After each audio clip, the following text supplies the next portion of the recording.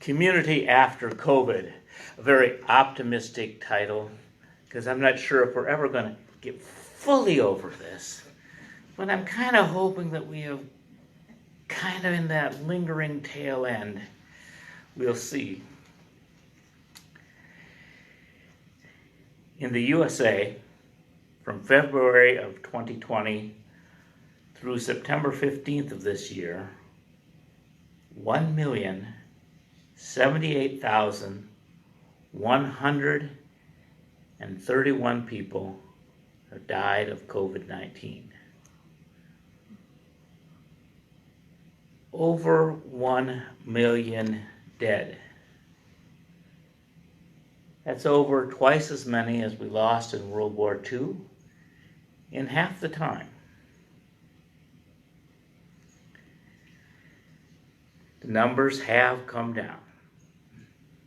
Yet they have come down before, only to rise again. Yet this time, with 80% of the country having received at least one shot,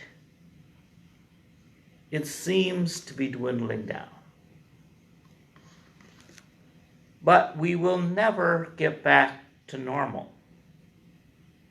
At least I hope not.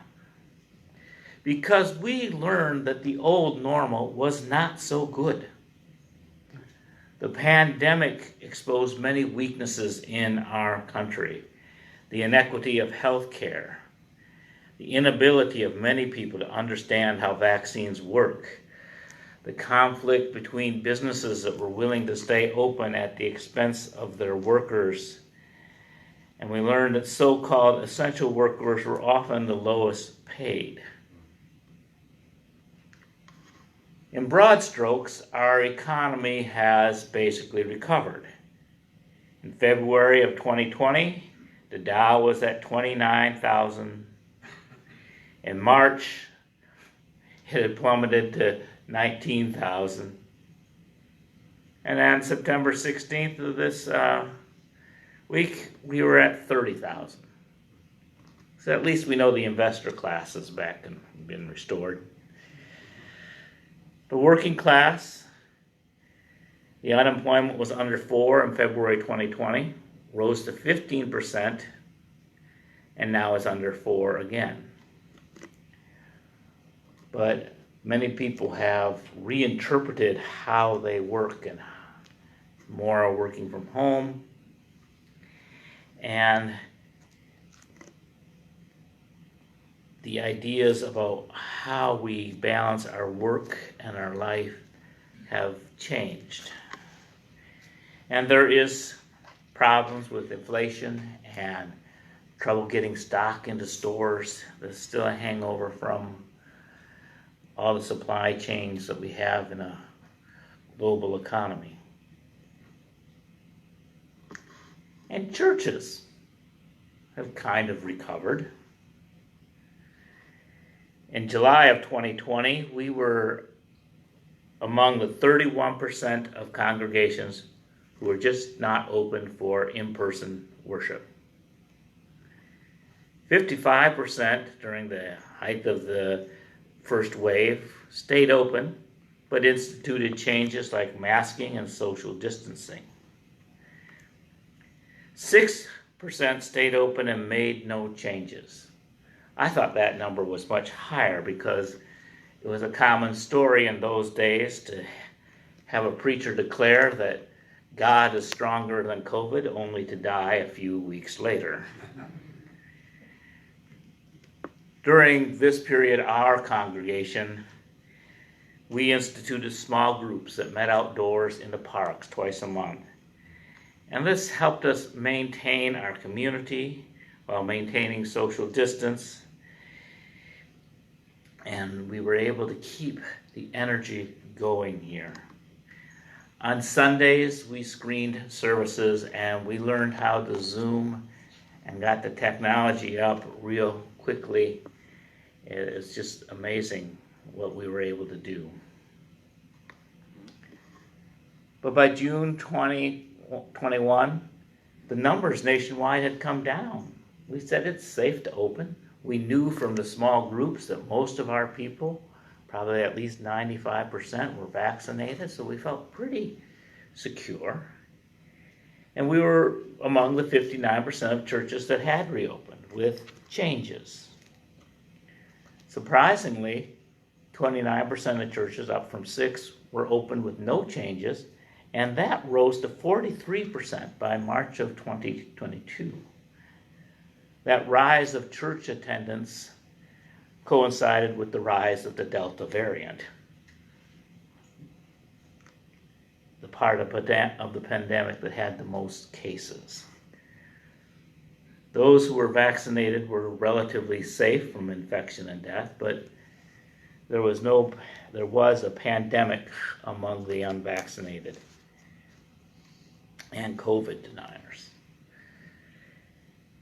In 2022, there's a slight new rise of cases due to Omicron, but there was not an increase of the death rate with that rise, as because so many people had vaccinated or had natural immunity by that time. So where are we in this country? Church attendance for all people, in-person church attendance is about at 27% for the whole nation. And that's online and in person is 14%, in person only is 13%. And then 16% are only online or TV. And it's hard from the survey to see if they're online with their own church or whether they're just staying home and watching somebody who has a regular TV program. And these numbers from the Pew Research Council are in line with analysis from the Institute of Family Studies. It said that in 2019, 34% of Americans attended a religious service at least once or twice a month. That fell to 31% in 2020 and to 28% in 2021. And this has been part of an entire decline of church attendance in the nation that so many people just don't find church as part of the regular American thing to do on Sunday morning. But among those who usually attended monthly, right now that 36% are online and in person, 31% in person only, and 21% online or TV. But 12% of people who usually attended church in some form are no longer attending. So how have we done here? For this congregation before COVID, our attendance was around 80 people. And now it's between 50 and 60. But our Facebook page gets about 20 visits per Sunday. And we had over 200 during the past month. So there are more people here than are actually here. So what happens moving forward? We will continue to monitor COVID levels. Last week our county was low and so masks were optional. This week we are rated medium, so masks are recommended. But in general, the country is getting greener and greener on this COVID spread map, and it's been encouraging. We will continue to stream and use Zoom because it provides access for those who need to be more careful than the rest of the population, those who are in high risk groups. But also, our streaming is an evangelical tool. Yes, I'm asking you Unitarian Universalists to be evangelical. Because we have a message that is needed in this world. We have a message that says all faiths are honored, no faiths, and atheism is also honored. The important thing is that we come together and share who we are in love and find ways to serve the greater good, regardless of belief or race or other things that separate us.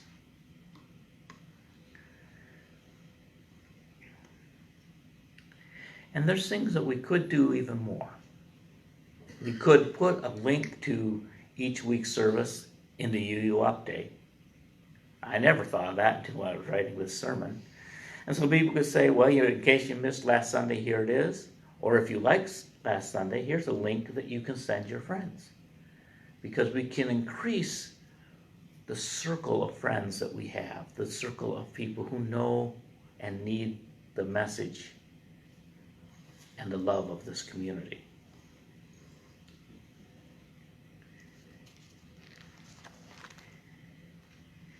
And also, we need to think of everything we do as church. So often, people think church is just what happens on Sunday morning. But we need to think of what a gift this building is to the community, because it is used not only by us, but by other groups. And so every event that's held here is part of our ministry. When somebody asks to meet here, we grant them permission because their values are congruent with ours. So we have weekly meditation and Qigong and Tai Chi. These are things that happen Monday, Wednesday, and Friday, and these are also spiritual practice. They're less wordy than the droning on that I do on Sunday morning, and thus preferred by many people. And so there may be people who attend the UU church, and we should get to know these people because they're part of our community, even if they're not here on Sunday morning. And we have monthly events, some sponsored by us and some sponsored by community groups. Nexus Poets meets here on the first Tuesday of every month at 7. And this community group fits the mission of this congregation because it celebrates free expression and trying to put the ineffable and that mystery of life into words and sharing and responding to that. On the third Thursday of every month, the Social Action Committee will be showing documentaries and having a discussion. And I want to do that because I like watching movies, but I'm still kind of afraid to go to theaters. I'm just a little bit of a coward when it comes to some things. But I'd really rather than watching a Marvel movie about some superhero, I'd rather watch movies about real people with real overcoming real struggles, because I think those are the real heroes. And we had a movie about the people who helped pass the Disabilities Act, and just what a crazy, wild bunch of people that started out as hippies in some camp in upstate New York. And within 20 years, they were talking to the president and creating social change. Those are the type of stories that I like to hear. And also we have the monthly potluck. That's just fun to be around. And then we have the monthly game day, where people can come in the afternoon and just play board games and be around people. And also, when we have all these visitors in the church, we should probably put up some signs, maybe there, maybe in the bathrooms, maybe by the other door, saying, "Welcome to the Unitarian Universalist Fellowship. We hope you can join us on Sundays and at some of our other events that are happening here. To be evangelical with the people who are already here." That's a basic first step, and we should probably do that. Because we need to let people know that this place is a safe space for people who need healing and hope. And we can invite people to the activities that we do outside of this fellowship. Kayaking on the river is more inspiring than many of my sermons. And it's part of our spiritual community. And it connects people to the interdependent web. And even in the height of COVID and social distancing, you've got 6 feet on either side of you, so you're safe, you're good. The river cleanup. There's no surprise that we do this at Leander Morgan Park, which runs along the Trent River from Tryon Palace to First Avenue. Being part of cleaning up the river that means so much to this community is an experience that it's good to get your hands dirty. You know, especially when you're a person like me who spends his time on the internet or in books and ivory towers. It's good to get my hands dirty and make the work of faith real. Another way we do that is serving meals at the Religious Community Service monthly. Because Sunday morning is still impossible for some people, and frankly, some people have just gotten out of the habit. When I heard we were reopening last year, I said, oh my goodness, I'm going to have to get dressed on Sunday morning.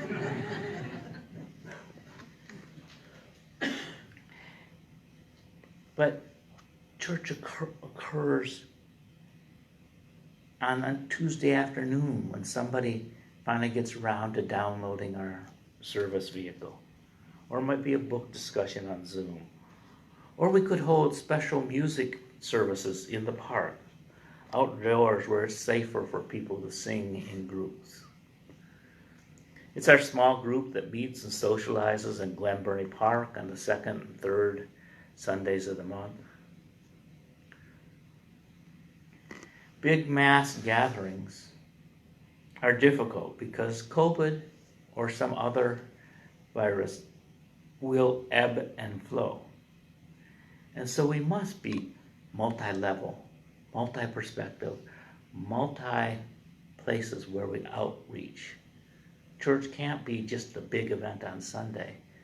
We have to take care that everything else that we do is lifted up. Because there might be people who their connection to this congregation is the kayak group or the meditation group or some other event that we hold. And they say, yeah, the Unitarian Universalist Church. I like that place. When I visit there, I drop $1 or $2 in the basket as it goes around, maybe more. Or maybe I want to join and find out what else they do. Because we do a lot. And all of it is church. Because it's all connected to our spirituality. Our spirituality of being open to people and their ideas and working together for the common good.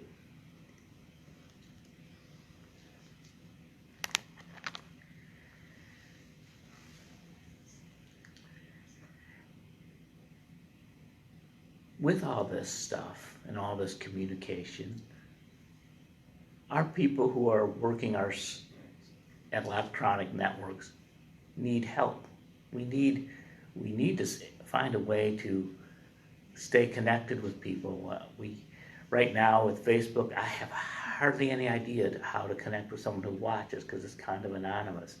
And we spend no money boosting our passages. I don't know if our outreach would be greater if we boosted that. But there's all sorts of, but to think of these ideas and to implement them was hard for one person who runs the website and one person who runs the Facebook page. They need help, and we need to find ways to keep that outreach going. But if you're not a technical person, the best form is word of mouth. Sometime in this coming week, someone will say, what did I do? What did you do this weekend? And instead of saying, oh, nothing. Because I went to church. And I found out a lot about what this church is doing and how important this congregation is to this community. And I'm really happy that I'm part of such a loving community. Everybody else talks about their church. Why can't we?